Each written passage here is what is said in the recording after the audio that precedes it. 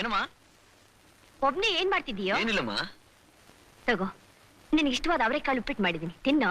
ಅಯ್ಯೋ, ನೀನ್ ಯಾಕಮ್ಮ ತರಕ್ ಹೋದೆ? ನಾನು ಅಲ್ಲೇ ಬರ್ತಿದ್ನಲ್ಲ. ಹಾಲು ಕುಡಿಯೋ ಹೊತ್ನಲ್ಲಿ ಅಂಬ ಅಂತ ತನ್ನ ಕರು ಬರ್ದಿದ್ರೆ ಹಸು ಏನ್ ಮಾಡುತ್ತೆ ಹೇಳು?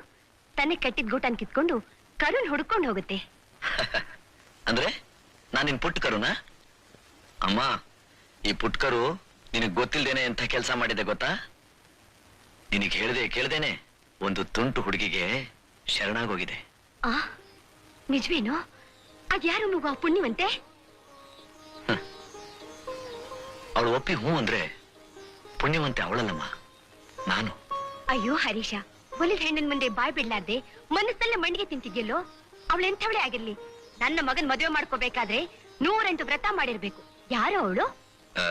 ಅಮ್ಮ, ಅವಳ ಮನೆ ಅಡ್ರೆಸ್ ಯಾವುದೂ ಇಲ್ಲ, ಫೋಟೋ ಮಾತ್ರ ಇದೆ. ಹೆಸರು ನಂದಿನಿ ಅಂತ, ನನ್ನ ಸ್ಟೂಡೆಂಟ್.